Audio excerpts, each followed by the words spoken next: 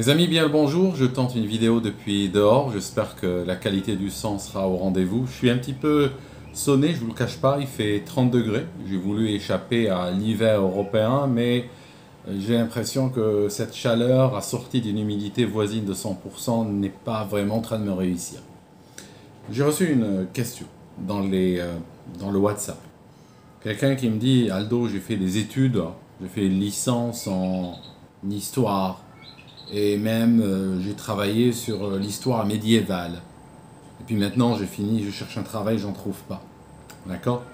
Bon, c'est une question qui revient assez fréquemment, à peu près toujours avec plus ou moins les mêmes mots. La dernière fois que j'ai reçu, c'était quelqu'un qui étudiait l'histoire de l'art, et puis à la fin, il ne trouvait pas de travail, si ce n'est chez une branche d'une grande enseigne qui vend du café et qui recrute des baristas en général ayant bac+5.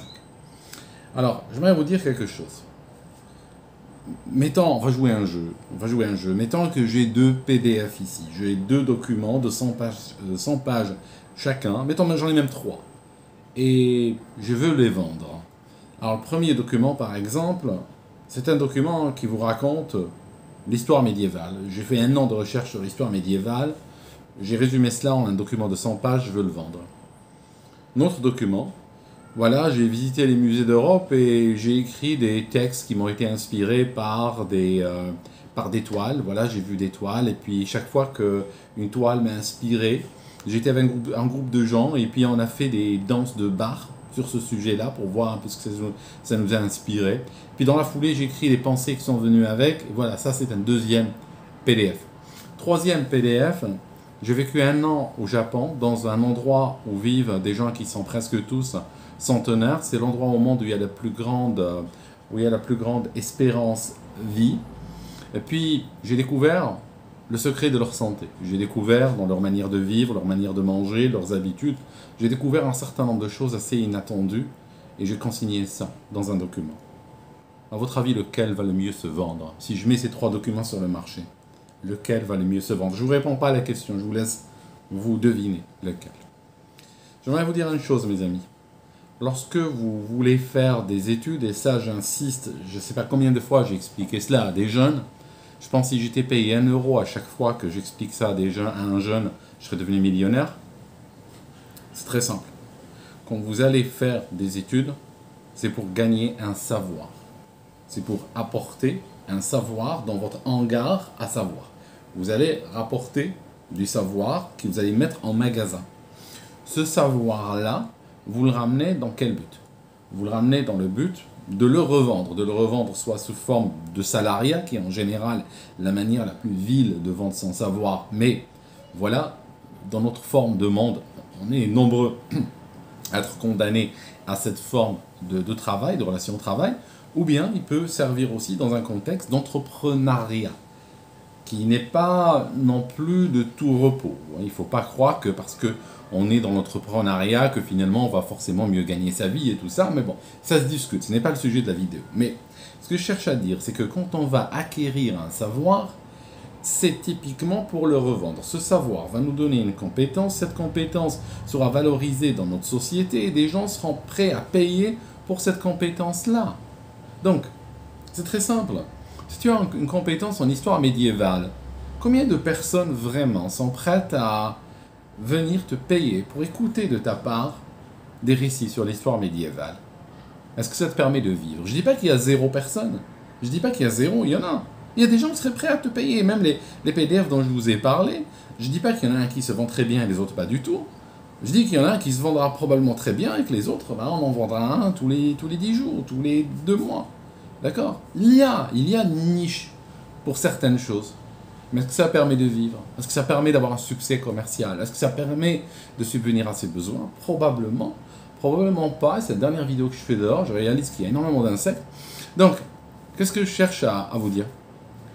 Quand vous voulez ramener de l'information dans votre tête, regardez sa valeur, regardez sa valorisation sur le marché. Parce que comparer celui qui veut prendre de l'argent pour raconter des histoires médiévales, comparez-le à celui qui a une plaque en bronze à l'entrée de son bureau et que, par exemple, il est médecin.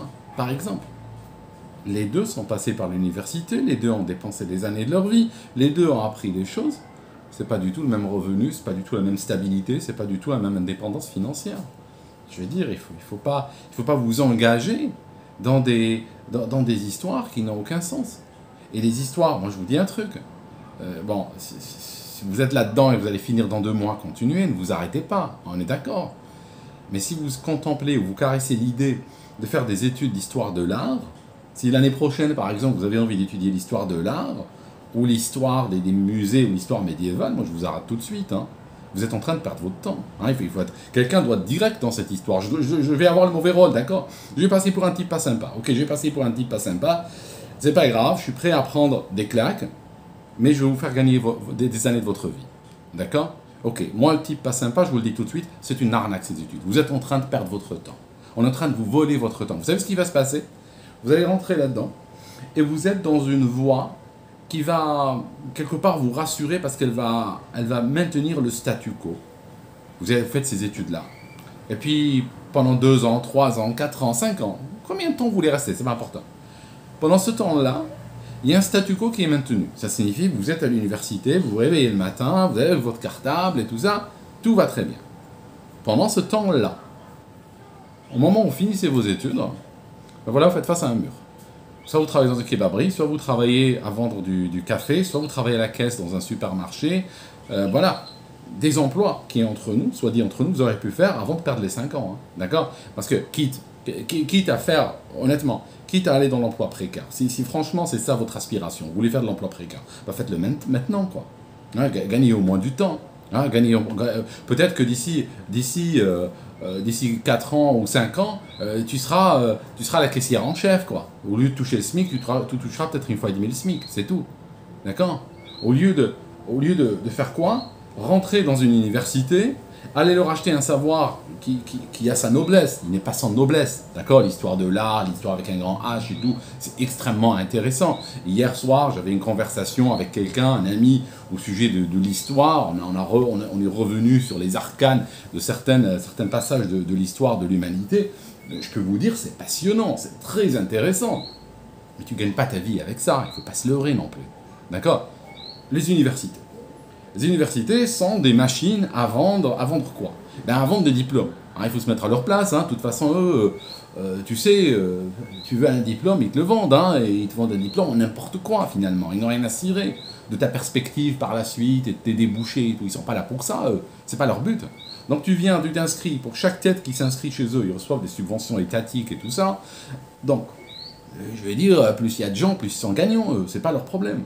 Maintenant, c'est toi qui vas morfler. C'est toi qui vas te retrouver à retarder le problème. Ça signifie, tu rentres à l'université, tu sais pas trop quoi faire, donc tu rentres là-dedans. Et puis, tu vas étudier un certain nombre d'années. Et puis un jour, tu sors, tu as un joli papier, et puis tu sais pas quoi faire.